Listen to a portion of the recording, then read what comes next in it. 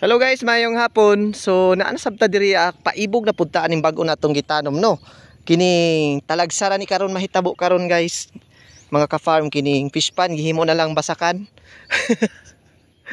Tungod kay ngano daghay hinungdan yanong gihimo nato ni kay ngano abi ninyo mga ka-farm. Naibanta karon nga kusog ang init karon nga season. So sayang man kay butangan nato ni siya og kanang tilapia kay ngano magastuhan ra sabta kay kung butangan nato nig tilapia so pwede man pero mamatay siya tungod sa kataas sa banta sa atong init daw karon mao'y ingon sa taho sa atong weather forecast sa Caraga region or sa Pilipinas, di ba? Pero El Nino man daw pero nganong man arang kakisdo man ang atong panahon karon. So naatod ta shout out sa ato ang weekly visitor.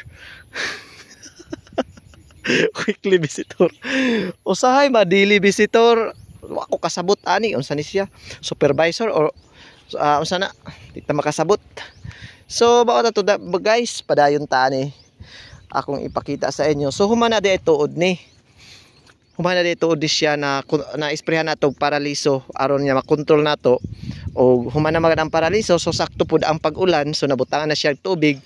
Labi na kag-isprehan na nato ni siya herbicide nga masok ni siya up to 24 to 48 hours malata na ng buto ng sa Tagalog guys buto ng mga damo. So safe na to at wala nang damo na tumubo dahil wala na silang pagkakataong tumubo dahil natubigan na ang maong area.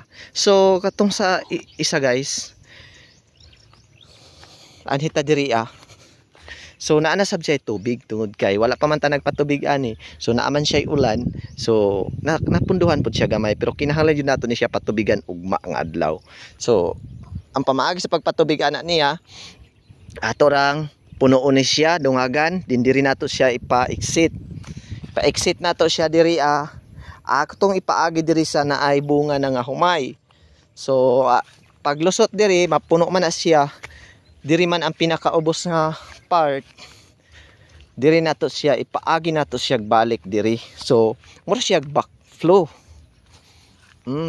diri guys diri nato siya ipaagi so himuan nato ni diri barrier ugma tabla or kahoy lapad niya kahoy diha ana din niya para nga mapuno siya moana ditong tubig pasulo dito so simple lang to ideya kay ngano mahimot tag ideya kay walay atong hose nga taas kay gigamit po dito sa isa ka area lisod kay ning daghang area guys no.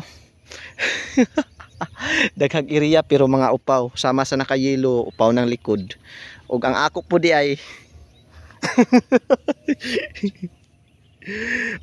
ay nakauna lang ko guys. So mo ni akong giingon sa inyo sa tanan nga nagplay ani labi na mga member nako or nakapamember ko sa inyo nga nag-expire na. Pasensya na kay katapusan pa ko mag-harvest guys. Sa katapusan ako mag-renew sa atong renewal.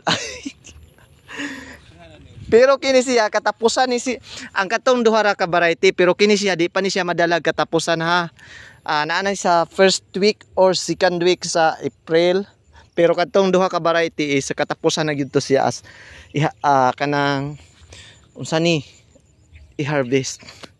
So maura to guys, di na ta magpalabig pataas ani kay update ra ni siya nga vlog nato para karon nga adlaw kay ugma pa man atong premiere Friday. So maura to. Basta padayon lang gyud ta nga mag-monitor aning wala lain natin i-monitor guys kay wa naman tay laing tanom.